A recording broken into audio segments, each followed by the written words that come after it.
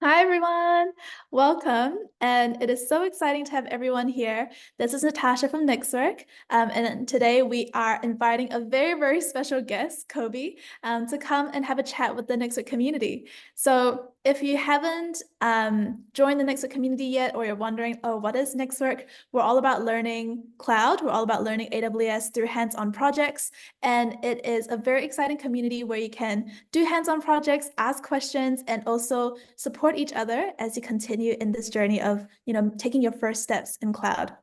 Now, NextWork is a community of 11,000 members, and we also have 22,000 students doing those hands-on projects on the NextWork website. So highly recommend that if you like, check out nextwork.org, and you can check out all of those projects from there. But today's focus is really all about our special guest. It is super exciting to be inviting Kobe, because Kobe is truly someone that has done that journey from going from, oh, what is cloud? To let me go try out AWS, this interesting new technology, all the way to let's get certified, let's take our first role in the cloud, and now Kobe is really showing other students the way as the leader of Cloud Clubs New Zealand, as well as a senior solutions architect and consultant. So please join me in welcoming Kobe. And in the meantime, please know that you can use the Q&A function if you ever want to ask any other questions. There's going to be about 15 to 20 minutes just on Q&A stuff. Alrighty, Kobe, I'm gonna hand it over to you to say a quick hi, introduce yourself. A little bit about your journey would be awesome as well. Yeah, absolutely. Thanks for the invite, Natasha. So, hi everyone. My name is Kobe. I'm a senior consultant and solution architect at New Zealand Deloitte, based in Auckland. So, my journey really started back in the university time where everything started to introduce to me as a new concept, and so as a cloud. But at the time, I had really limited knowledge around what is cloud, and let alone was what is AWS or what is Azure. So uh, ever since I started working as a graduate or as a junior consultant, I started to learn what cloud is and have started using more and more AWS technologies, which I get to find out the details of what is actually we're trying to achieve. So over the years, I've built solutions for various of clients from public sectors and private sectors as well. And now I'm doing study part-time alongside with my full-time work. So I went back to the University of Auckland in New Zealand, and I started doing the Masters of IT, which is the main reason why I started the AWS Cloud Club, which is a student-driven club that promotes AWS technology, which really aligns with what NextWorks is trying to do as well. So yeah, really excited to be here to share my experience with you all and get to know all of you as well. Yeah, thank you so much. And really appreciate you coming in and joining and really sharing your story. Because how this chat is going to work. And a big shout out to Liliana in the chat saying hello from Chile. We have Praneeth saying hello from India, Dari tuning in from Malaysia. This is super, super cool. Thank you so much for making the time to join here. Winston's here from Tokyo, which is insane. So hi, Winston. And oh my goodness, Santosh is also here from India too. So yeah, add into the chat where you're based. Lashan from the US, Shriram from India as well. Yeah, add to the chat where you're based. And if you have any questions, again, please use the Q&A function. So awesome. And thanks for priming us about what you're doing now as a solutions architect, Kobe. I think we're going to really dive into that in just a few seconds. In the meantime, we do have a question from the community already that really wants to know, can you just take us step by step through that journey from newbie to solutions architect? We can start from the very top. How did you first find out about AWS? How did you decide you wanted to get into that space and be someone that works in the cloud industry? That's a great question. So how I first got started was actually because of the workplace. So you know, back in the time when for example, if you want to host a web application, we need to host a physical server, and we need to buy like hard drives and RAMs and everything. But when at work, I thought that was going to be the case until someone told me, oh, you can just rent a server on the cloud. I was like, oh, what is cloud? And they're like, oh, it's just a server online that you can rent, and then you can put your resources and your code there, and it will automatically do the magic for you. So I was really amazed, it still is to today, that this can be such an easy way to achieve some complex tasks. So that's my first exposure. And then after maybe several months, I started to realize the AWS provides the trainings and like certification programs, such as, for example, the Cloud Practitioner as one of your starting journey of the AWS Cloud certs. So yeah, after some studies and trainings, I did one of that, which really helped me build up the foundational knowledge of what cloud is and what technology or services we can leverage from AWS perspective. So yeah, that's really the beginning of my I guess AWS career path, if you will. Oh, and so how many years ago was that when you first decided to like So get into AWS? so in terms of the cloud, it will be probably about 1 year. So 2020, 2019, 2020. Yeah. So it's so awesome to hear like 2019, 2020, we pretty much first heard about cloud. And you're like, oh, like new technology, new industry, this is cool. And now fast forward, like now it's 2024 and you're now like a senior solutions architect. You're now also working as a consultant. So there's probably so many steps, so many milestones that happen between those 2 points. Can you kind of highlight to us like what some of those milestones were for you? Like what do you think were some of the key events that really took you from A to B?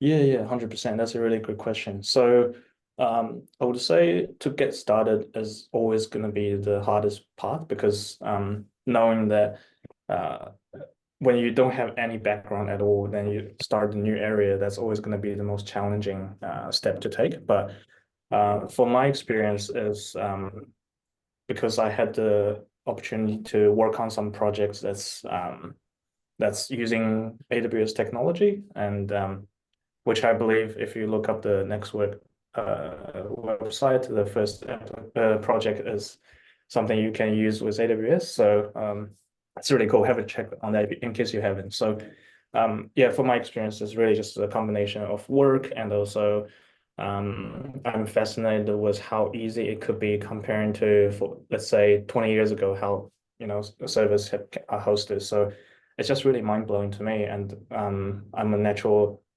naturally interested in tech, so that's the main reason that I started looking to the certifications, and then once got a few certs and more trainings done, and then started to apply a lot of the concepts to the workplace. So, for example, if there's projects can be leveraging some better solution or more suited solutions, like from different aspects like performance or cost. So availability, things like that. And then you can suggest different solutions and then you can design a solution. So to me, that's a really cool experience because not everyone is the same and everyone's unique on how they design a solution. And also there's never a right or wrong answer, which is something what I like about is that you get to tailor based on what the requirements are and then you design a solution. The way I look at AWS is it's like we're using different Lego pieces to build something that we want. So that's what really Mhm, mhm. fascinates me, and I love playing with Lego when I was a kid. So Yeah. It's good to hear, it really just starts with doing like hands-on projects and then eventually, becoming certified and then doing, having your first like real world project as well with clients. Do you still remember what was the very first project you've done? so that's a good question. It really brings back memories. So the first project I've done was actually hosting a full stack solution on AWS. So Oh, at the yeah. time, we had a project requirements of building a web application, which uses for front end, I would believe we used Angular JS, and then backend we were using Express from memory. Then Yeah. we need to, or I need to figure out a way to host that application on AWS server. So at the time, I had no idea what any of the AWS server was. So there was Yeah. massive research and yeah, and at the time, the training material wasn't as good as now. So as a community, it's definitely Mhm. at the time was a growing market. So um, yeah, so it took me a lot of time to sort of research and get the project down. But at the end, we delivered the solution, which was awesome, and the client were happy. So Ah, cool. Wow. So you did that as your very first client project, hosting like a full stack application using yes, AWS? Wow. yes, that's Oh man. Yeah. No, I think yeah, it's just such a classic pattern, I think. Like a classic use case of using AWS. How often do you get projects like that? Like, hey, we have a web application. Can we like host it on AWS? yeah. So I think the challenge at the time for me was I didn't know about this technology, and this was referenced by our team leader. But I think in terms of how easy it is to find a project like that, I would say it's quite difficult because oftentimes there isn't a like well articulated guide like requirements Yeah. on what we need to do at the time. So even for the first project that I did was um, we needed to constantly getting the requirements and getting the scope so that we can deliver. Hmm. I see. Um, Yeah, I think a lot of interesting things like to think about there when it comes to all of these like different projects and different ways you could solve the same problem as well.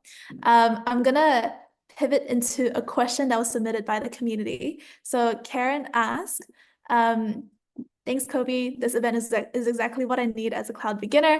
I would like to ask, what was the most challenging obstacle you faced during the newbie stage? How did you choose that you were going to focus on AWS out of all of the different clouds? That's a good question. So um, I would say at the time, the biggest challenge for me was the unknown territory because I didn't know what this beast could do. So I didn't actually have a background of Yeah. what this can do. I just thought this is somewhere we can host a server, but that was it. So Yeah. trying to understand how like what each component does and how each components can like merge together to achieve the ultimate goal is what really challenged me at the time. And what was your second part of the question again? Oh, how did you decide that AWS was the cloud that you wanted to focus on?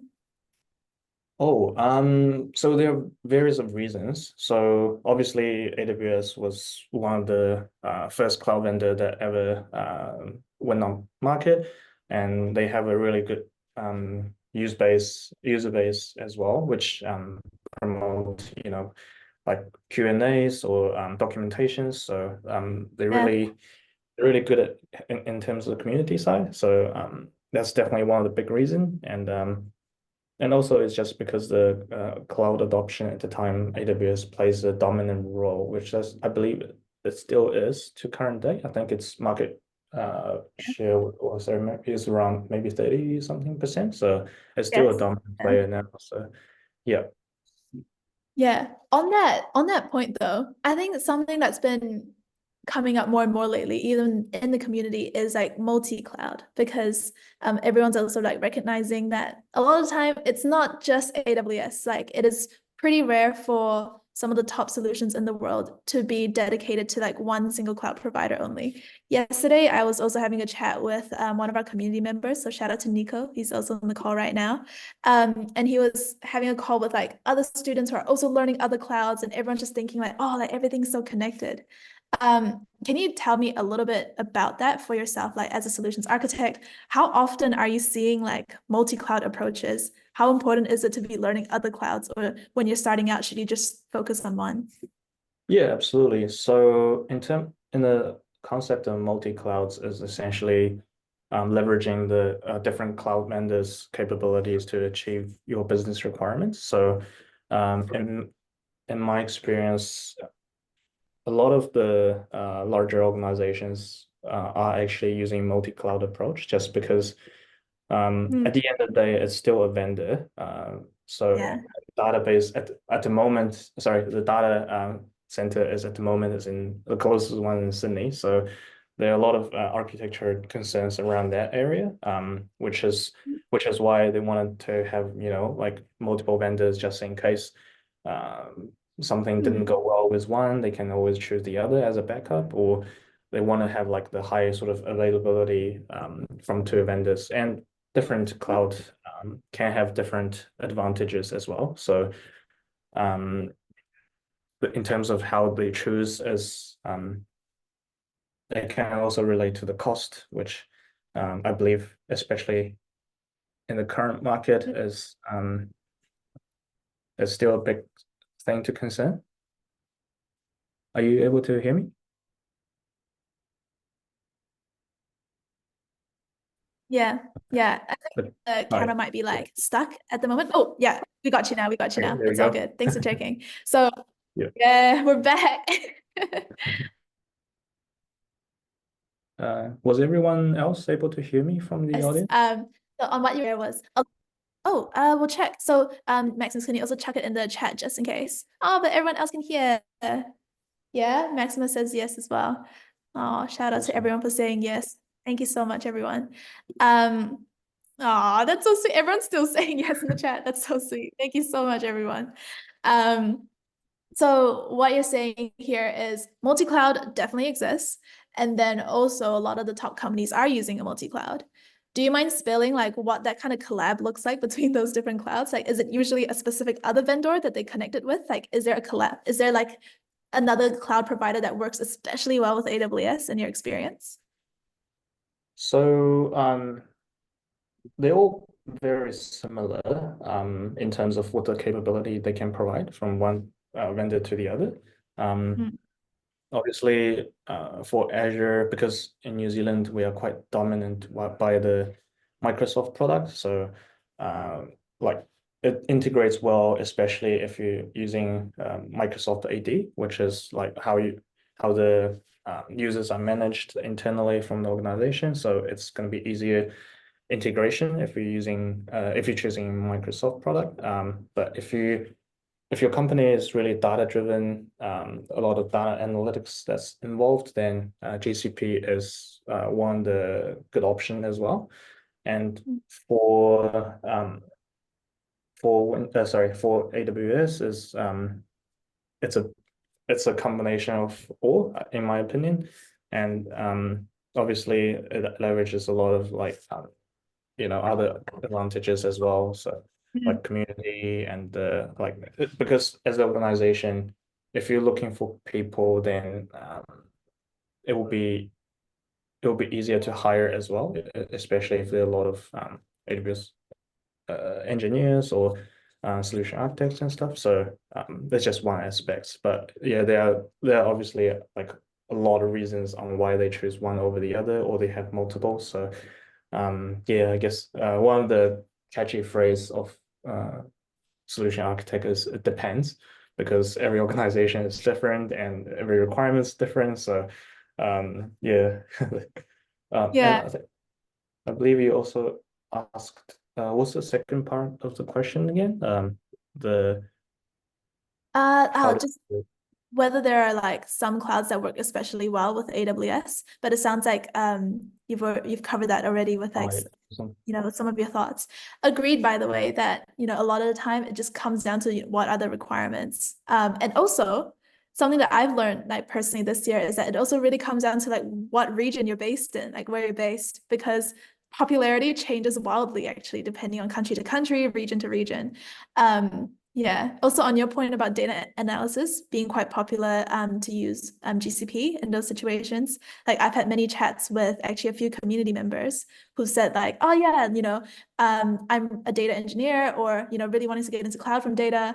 And I have experience with GCP because I use that for a lot of data analysis.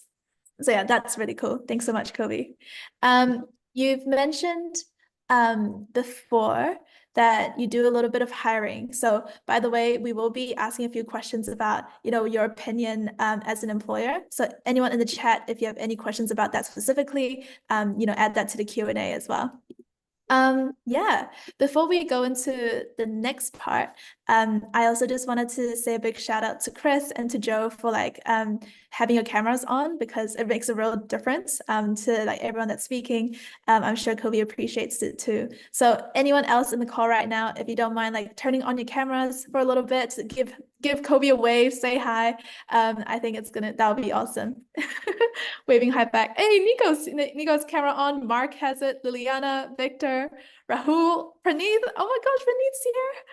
Oh, Sachita's here as well. Oh, guys, this is so cool. Joe's here. Santosh is here.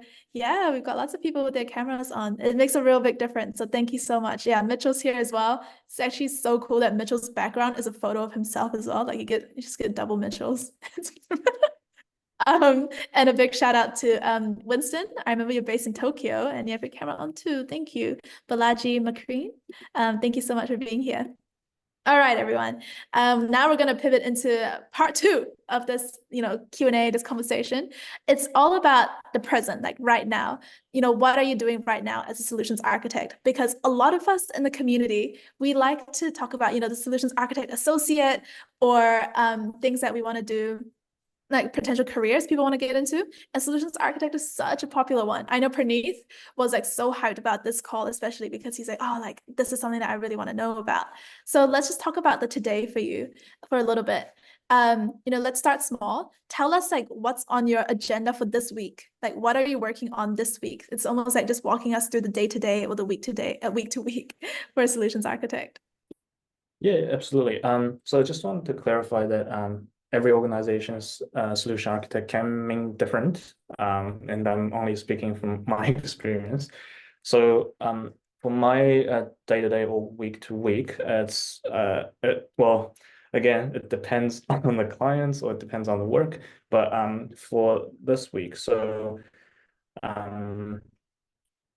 for my case is I have to do engineering or development as well alongside of the solution architect. So we have a project proposal on certain clients, and then we make suggestions on how we can make improvements from, for example, the cost perspective or security perspective. So one of the things that I've been looking into is the FinOps practice here at Deloitte. So looking at how we can leverage the tools such as cost intelligence dashboards or the KPI dashboards, and by using those, we can sort of combine what infrastructure are looking like now, and then how we can like what areas we can make changes to save cost and make our operation running more smoothly and more high performing. And also I do development as well as part of development as a developer kind of. So I'm also doing things like implementing the solution and also getting feedbacks and fixing the bugs and all the good things. So that's kind of what my main yeah responsibilities, and also running things like potential opportunities as well. So things like RFP, which is request of proposal. So yeah, essentially think of what client can improve, and then we make Oh, potential proposals. So yeah, there's various of things that's coming to the package. I didn't know about things like RFP. I'm completely new to this, so I might dig into this a little bit more. So does Yeah. that mean RFP means that you actually look at someone else's solution, or you think like, hey, this random person, like this or this random company that's using AWS or using cloud, like they could be doing better with the way that they use it, and then you almost like send them an invitation or give them a proposal. Is that what you do? So, so there are two parts. One is the ones that's already are our customers, and then we provide sort of add-on, and the other one is like completely new clients. So, for my case, it's more of I'm working on maintaining our existing customers, so making suggestions and potential offering for our existing customers. And Yeah. once a practice has been in a stable state or in the mature state, then we can recommend that to our potential new clients as well. So Mm. Interesting. I didn't know this existed. Honestly, like as like a maybe this is like a more of a I totally recognize what you say about how this role looks different, depending on which company you're in, where you're based. But to know that as a solutions architect, as a consultant, you're not only hands-on in like the problem-solving stage, but also in like the recognizing the problem in the first place and trying to get people to be interested and to improve the way they build like their cloud like solutions, their architecture. That's really interesting to me. So, can you give us a little teaser into like what is an example RRP or some kind of proposal that you sent in the past? yeah, 100%. So I'll use the example that I mentioned earlier, which is we are spinning up our FinOps practice. So because at the current market, every organization or every person wants to shrink down cost or finding the opportunity of cost saving. So what we're trying to really do is to help our clients when we provide the same, if not better, resources or performance or efficiency, and we can still cut down the cost. So identifying how we can do that is the key, and by using things like implementing certain dashboards, we'll be able to help out with that. So that's only the first stage, and there are multiple stages after this. But at this time, we are looking to, for example, deploying some of the AWS QuickSight dashboard, if you're curious. No And way, quick site. yeah, for some Awesome. of the our services. So yeah, that's one of the way to go. Yeah, wow, that's cool. Wow, I didn't expect to hear QuickSight in this call, which is why I had a bit of a reaction. But for context, QuickSight is like a very popular project within the community. I would say probably like it's usually the second project people go for right after they do their very first one, which is like hosting a static website on S3. But to know that you're using QuickSight as well is cool. Praneeth is even giving some love to QuickSight in the chat right now. Hey, if you've done the QuickSight project, can you add it to the chat? Just say like, I've done the QuickSight project. Very, very curious who's done it in this call. I know Mitchell's gonna say yes because he's like the biggest like champion of QuickSight. Alrighty. Um, wow, I'm still having a moment over that. That's really cool. Okay. Now that we've talked a little bit about, what solutions architects do, I'm curious to know what is the difference between learning about AWS, as someone that wasn't doing anything with the clients yet. Let's just go back to that stage when you were still learning AWS, you were still doing personal projects, you're still like studying to pass a cert, like that stage. Can you compare that to what it's actually like to use AWS at work? Do you think you've had like some misconceptions about AWS when you were still studying it, compared to how you see AWS now? That's a great question. Actually, I think my case might be slightly different because I was having the I guess objective, if you will, to learn AWS because the requirements are outlined. So, for example, in the first project, I was asked to use resources like S3, Lambda, and RDS, and ALB, so application load balancer. So well, at the time it's still called classic load balancer or something. So but yeah, feels like I'm old. But yeah, so essentially there are different ways, right? So one is if you wanted to build something and then you kind of learn towards that goal, or if you wanted to learn everything all at once, so you get the whole, like, I guess, holistic view of what are the capabilities of AWS Cloud that it can provide. So yeah, I think it really depends on which approach would suit you better. For me personally, I like to have an objective on what I wanted to achieve. For example, having a project that I wanted to build, and then uh, learn the tools along the way, so that like at the end I know what I achieved and how they're used. But everyone's different, so you can take your own approach that suits you the best. Cool. Yeah, and we also have Mark in the chat saying, one big difference between recreational and production use is the number of environments as well. Give me your thoughts on this, Kobe. As you're learning, you have one environment. In a real environment, you have dev, test, UAT, prod, and DR, disaster recovery.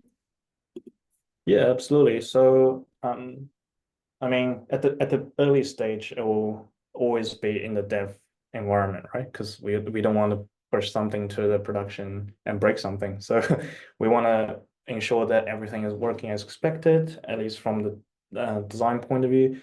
And then we're able to push it to other environments like test or UAT or prod.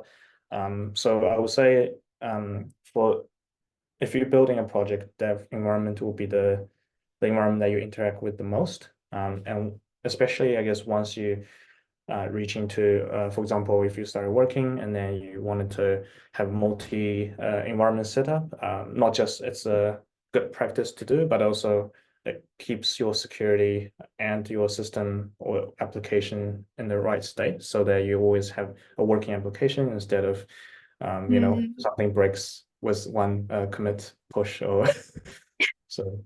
Yep, I've definitely made a mistake like this before, but I'm not going to expose myself too much on this call. I'm going to quickly move us to the next question instead. Let us look into a big shout out to Rahul in the community. So Rahul, before this call, submitted 3 questions. Rahul, give us a wave. It's good to see you here. Hey, Rahul. So Rahul says, hello, Natasha. I have 3 questions I wanted to ask Kobe, and they are this. So we're going to go through those 3 questions now. Number 1, in your role as leader of Cloud Club New Zealand, what common challenges do you see students face when starting their cloud journey? How do you help them overcome these challenges?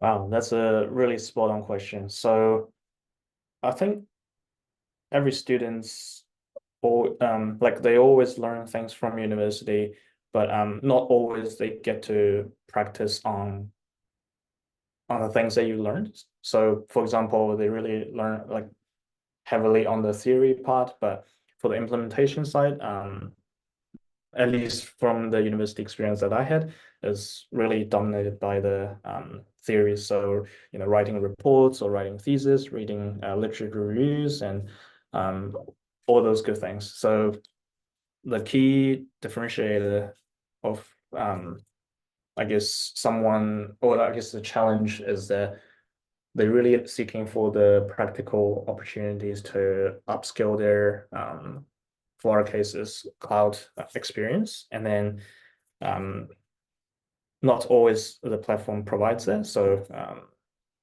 having the right training materials or having the right platform to support students with that is always the biggest challenge that I've found students that I interact with.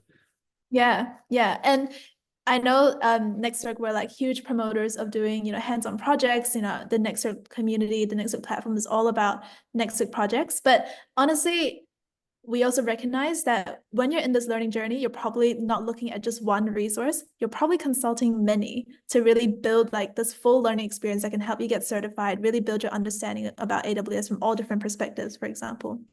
So I thought it'd actually be really cool for you to share, what kind of resources do you think are helpful for someone that's learning AWS? Students can do hands-on projects with us here, but also know that there are lots of other cool resources out there that's helped other people before.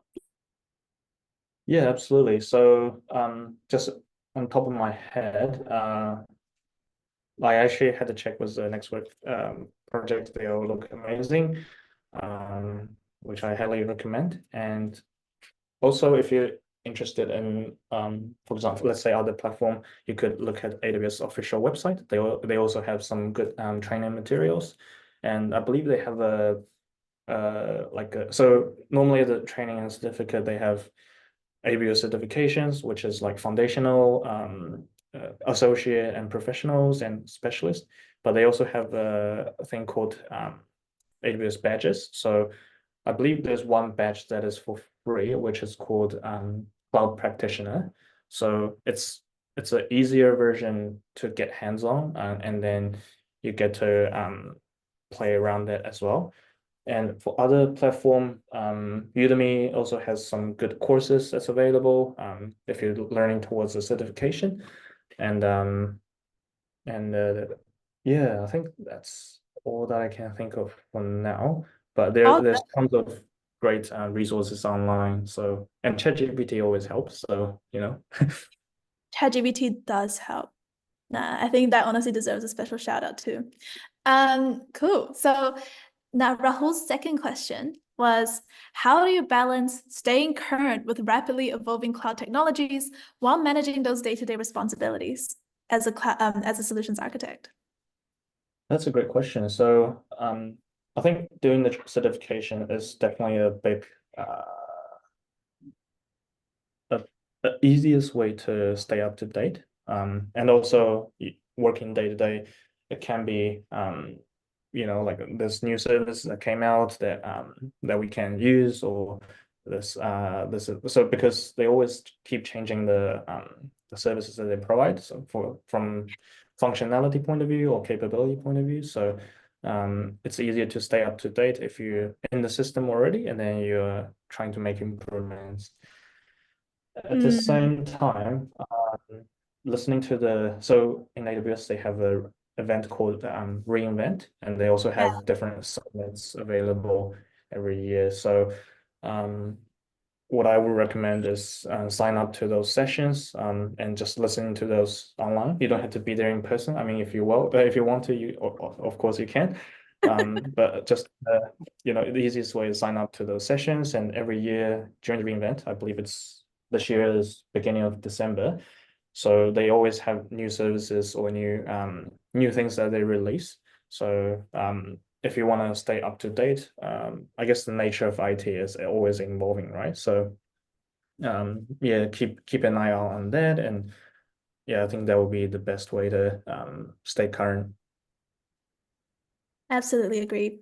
Because I also look at the summit and also reInvent to really understand what's new and also where AWS really wants to go in the future, because that can really impact, I guess, like what kind of projects we write, first of all, but also, what clients or what employers could be like, oh, like I've heard some cool things about this, could we do something like this? Like those kind of questions will probably come up, a little bit after these events. An example, this year, you can really hear AWS like toot the horn about Q and Bedrock, like two of like their AI kind of capabilities, AI services. Absolutely recommend that you check them out because they're pouring a lot of resources, honestly, into building both of those services out, and they're really recommending that we like research it. And that's why so many keynote events will like just focus on Q and Bedrock as well. That's like a random example. And honestly, if it wasn't for all of these like summits and events, I wouldn't have known that this is what AWS is really promoting, or this is kind of where AWS wants to go. So yeah, good shout, real good shout. Okay, Rahul's third question. So he said, how did your approach to learning AWS change after you transitioned from being a student to a cloud professional? I think, Kobe, you've touched on a lot of this when you talk about, what our clients requiring and also staying up to date with these events, also keeping up with certifications as well. Is there any other way that you like to learn AWS?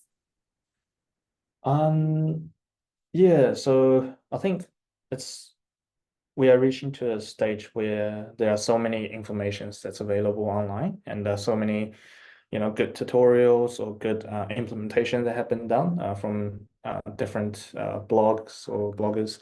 So I think it's the key is if you are interested to learn about these, because like even if you Google now, you can go like you can find like th thousands of different implementations for different purposes. So obviously to learn everything, every single thing is mission impossible, but to navigate yourself based on, for example, your interest or your requirements, or just the things that fascinates you, to find the direction and just dive into it, and you'll learn heaps.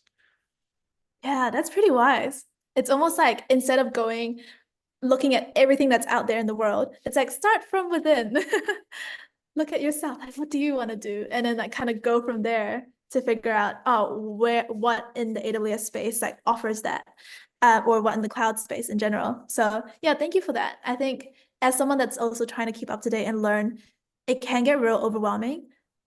I would say it's just so easy for me to look at a service and be like, oh, this exists, or what is this random ass name that I'm seeing for the first time?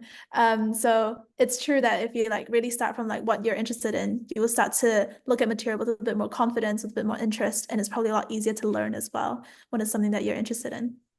Um, okay, we're gonna go into more cloud, like getting hired, those kinds of stuff. So if you have any questions about this, please add it to Q&A. I'm noticing that in terms of time, we have about 20 minutes left in this community chat, and we definitely want to get to everyone's questions in the Q&A. So make sure to add your question in early so that we don't run out of time to ask yours as well. Okay, spicy question-ish. People often say certs don't land you a job. Do you think that's true? What is your take on that? People start searching what jobs again? Sorry. Oh, people often say that certs don't land you a job. Do you think that's true? What's your take? What's your advice on that? So I would say I agree half. I've seen people who are, for example, people that I know who are really senior. They've been working for 20 or 30 years even, and then they don't have any certs at all, but they're still, performing in the highest proficiency that's out there, and they're doing amazing jobs. So I think the different stages of, I guess, career, you would look for different things. So certification is really just a seal of approval. So if you're new into the industry, and I guess it's kind of like university certificate, right? So if you graduate from university, people might think, oh, this person have gone through the 3 or 4 years of well, like torturing study, if you will. um, but just gone through like and you put commitments into it, and then you got the results as a certification. So this is like a kind of recognition as well. So certification has that elements in it, but at the same time, it does teaches you certain elements of how you can work better, and like what knowledge you might require for the projects, or your interests. So I think it depends, which is my favorite word now. So Yeah. Very cool. Yeah, I think it's so true that, when it comes to certs, they really do look a lot like they really do act like a university degree for that very specific topic. And when you think about that, it's like, how often do you see two people with the exact same degree? And in that line, how often do you see people with the exact same certifications? So often it is the reason why people say like, hey, like certs are there. They're not gonna guarantee anything. And it's really up to you as a person to get hired. It's something that gets asked a lot. So really appreciate you answering that. And now that we're talking about, what employers see, how often, oh no, actually, let's set some context. I remember you mentioned before that you help with a bit of hiring in your company. Is that true? Like, what kind of roles do you help hire for? What kind of candidates do you usually see come across?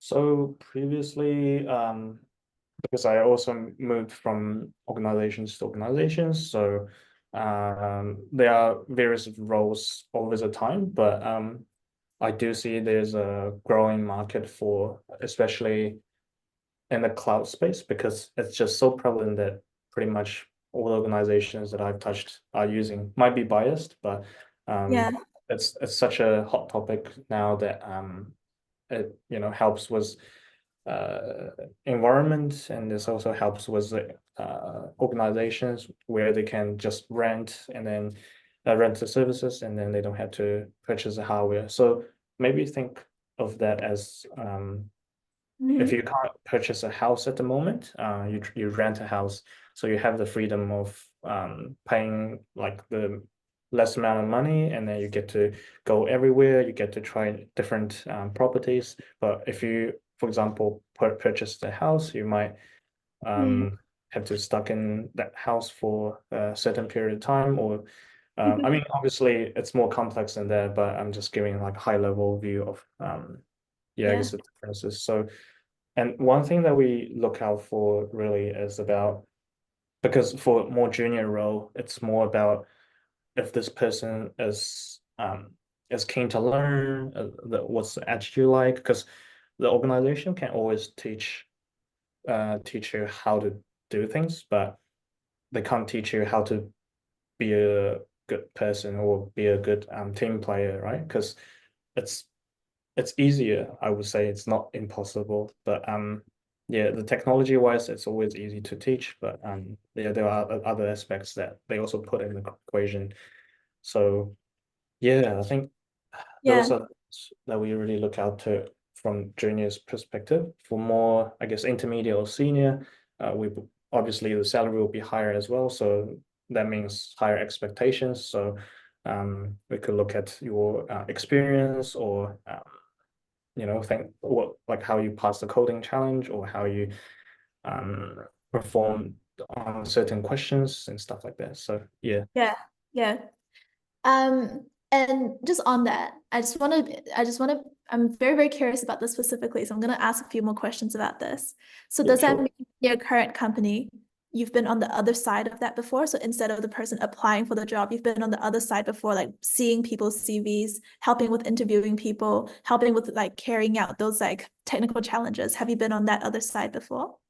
Yes. Yeah. So I've been helping previously I've been helping the hiring, and also Yeah. obviously I applied for the job, so I was on the other side as well. So yeah. Yeah. That's cool. And what were some of the learnings you've had from being on that other side instead of being the one applying, being the one on the other side and looking at the candidates and being on the hiring side? That's a great question. So yeah, I guess it depends on the role that the person is applying to. So behavior is always going to be there, but the technical can be different. So if you're applying for, let's say, a analyst role, then it's going to be more around how Mm, you like what's your approach on solving the problem, and how you what would you do if certain things happens, and it's more about the attitude. But if yeah, you're looking at someone who's, for example, a senior consultant or consultant, then the characteristics you will look for is can be quite different. So yeah, things like, for example, how many projects have you built, and in these kind of circumstances, what would you do? Like, can be, technically. So if this uh, if this uh, application have like high traffic, what would you do, and how would you debug? So those kind of technical questions, and yeah, I think yeah, things like those. So, but mm, yeah, I would say a team player would always benefit from, because they are the ones able to leverage different resources from different, for example, different teams or different team members. So, demonstrating like your ability to communicate and yeah, collaborate is a key. yeah, yeah, yeah. It's probably quite difficult from the hiring side too, isn't it? Because like you're seeing a real big group of, let's say, would you mind sharing like what was one entry level role you've helped hire for and how many people applied? Oh, I probably can't disclose the exact amount, but Fair. there are three digits number on how many people have applied. And at the end, I believe at the time we were looking for two.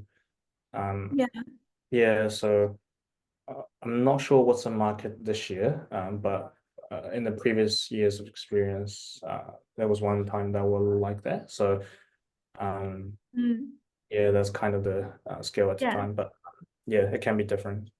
Yeah, yeah, it's an intense market on both sides, because now when we're thinking about the hiring side, it's like you have so many real wonderful candidates. Like, how do you pick the right one?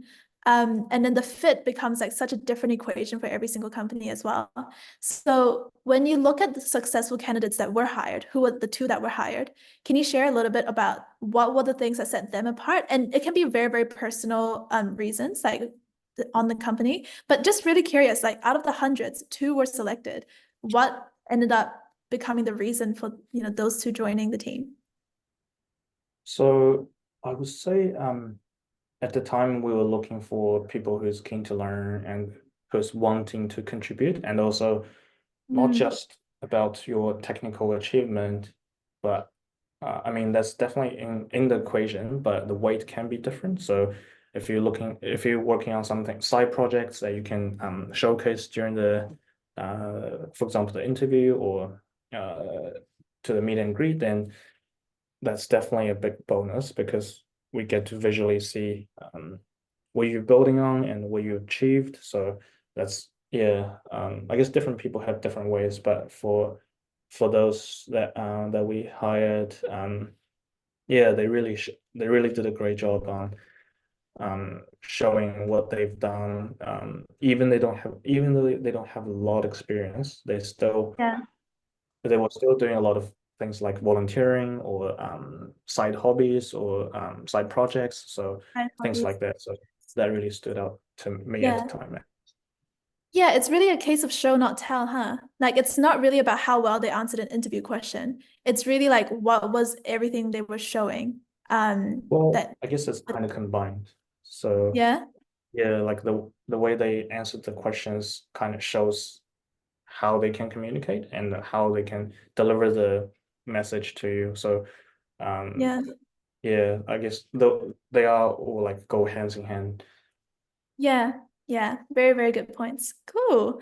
And yeah, it really reminds me, right? Like you're saying, what really sets people apart for an entry level role is really like their willingness to learn, because really like everyone's kind of starting from the same ground zero when you're a junior level. And I guess like trying to convince an employee, like, I really like to learn, like in an interview, is probably like a little less impactful than actually showing like all of the side hobbies you have and all of the side projects. So yeah, thanks so much for sharing that. And I think we're gonna jump into a lot of the Q&A stuff. Just in case, Kobe, do you have like a hard stop at 2? Um, Uh, what's timing look like for you? check my yeah, I actually have a meeting after this, Okay, that's but yeah, cool. if you have more questions, I believe Natasha, you can share my LinkedIn as well. So Yeah. yeah, I can happy to help out as well. Cool. Yeah, we'll make sure to do that. So all of the Q&A questions, we'll make sure to capture it. And just in case, Maximus, can you also take screenshots of what's in the Q&A so that we can come back to it? So I think really want to give justice to all of the questions that's in the Q&A. So I'll pick some that have the most likes in the Q&A panel. All right, so one or two questions left, Kobe. And the first one is asking about DevOps. So let us know if you have some experience around this one. Justin J asks, can you please tell me, do we need to know DevOps tools to land a job as a cloud engineer in starting phase, or is being good enough at AWS or cloud good enough to just land a job? Hmm. Um, so I guess there are always two sides, right? So one is you have the skills and capabilities to do the Hmm. job, and the second is how do you how do you convince your potential employer that you are capable? So working on those two things can really set you apart from other potential candidates because if you have the skills but you can't sell yourself, then no one would, I guess, in this context, hire, right? But if you can only do the selling or do the Hmm. what's it called uh, marketing, but you don't actually have the skills, then even if you got hired, it might not be a good look, as there will always be challenges afterwards. So finding a good balance of the technical skills and how you communicate is like soft skills is the key. Hmm. Very cool. Okay, so we have just one last question to go. And I think, oh my gosh, it's like hard to decide. Like there's so many good questions like in the Q&A. So, hmm. So, very cool. I think we'll finish on this one here. So this one says, guys, sorry, I'm having like real decision analysis right now because paralysis right now because all of these are really good questions. Okay. This is a question from Praneeth, and I have a little thing that I want to add to this question. What specific steps do you think took you from becoming a cloud beginner in the workplace, so this is like a cloud junior, to becoming that senior solutions architect and consultant now? It's kind of like you've gone from the 0 to 1, and like how did you go from that 1 to 100? I would say it's always hard from 0 to 1, right? Because you are creating something. But replicating from 1 to 2 and 2 to 3, that'll be a lot easier. So yeah, I think the main thing that kind of motivated me was because I'm passionate about this technology and I'm interested in this. So that really motivated me to learn and to, do projects and do trainings and certifications. So yeah, and I think if you if you're keen and willing to do something so bad, then everyone around you will help you.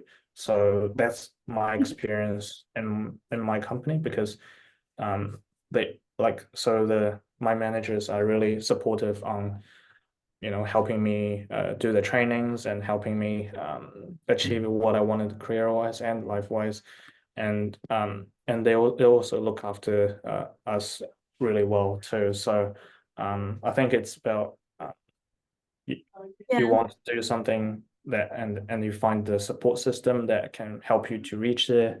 I think Mm. yeah, you will reach your goal. Yeah, yeah, like shout it from the rooftops. No one's gonna know if you don't say it. And then so it's almost like once you've set your goal, who else knows about that goal? Who else can actually support you in that journey as well? I'm sure like having that supportive network just made that huge difference between going from 0 to 1 and then that 1 to 100. Even when we posted the event with you on LinkedIn, the number of people that commented just to say, well done, Kobe, like excited for you, Kobe. That was so sweet. And it really goes to show that you've really built that support network around yourself, and that these are people that have been very supportive of your journey. So yeah, thanks so much for sharing that. And I think that really closes this Q&A really well. A big apologies to everyone who haven't had their Q&A questions answered. It's going to be my mission to ask these questions to Gopi at another time, and maybe we can share those learnings back as a post. But Kobe, I'll work with you on those questions as well. Now we're going to finish off just by saying that if you are new to NextWork and you've been thinking about hands-on projects and maybe I should give this a go, Maximus has sent a link in the chat, and it's nextwork.org. Cool. It's NEXT nextwork.org. Here you go. And yeah, really, really excited for everyone to be doing their very first cloud project as well if you're new to the space. Now it's 2 p.m. now. Kobe, I have one last request, and then we're gonna finish. The request is, can we take a photo with everyone in the call because this is probably the only chance that we get for this. So Absolutely. everyone, if you're here, please, thank you so much, Kobe. Please turn on your cameras, and we'd love to take a photo with everyone here. It's our first time running a guest speaker event, and trust me, with more people in this photo, there will be more people that are thinking like, oh, like maybe doing a guest speaker event could be a good idea, and hopefully we get to deliver even more value back to you guys as well. So please turn on your cameras if you're comfortable, and then we'll take a group photo together. Awesome. Thank you so much, Karen, Matthias, Sachith, Victor, Uday. Uday, good to see you, by the way, and Santosh as well. All right, I'm going to take that photo now. So we'll just go 3, 2, 1, and we'll take the photo. All right, 3, 2, 1. Lovely. Oh my gosh. Okay, we'll take one more just in case, everyone. 3, 2, 1. Nice. All right. That is a wrap for today's chat. Kobe, again, thank you so much. We're going to send you some very special gifts from the NextWork community in a second. I'll ask for your address soon. Don't say it in this call. And we hope you have a lovely rest of the day and a lovely rest of the week. It really means a lot to have you as our very first guest speaker. And I'm sure first of many, you've set the bar higher for all of us. Thank you so much. Pleasure. Thank you so much, and pleasure to help. Awesome. So yeah, thank you everyone for coming along and see you in the next one as well. Bye everyone. Okay. See ya. See you, Kobe.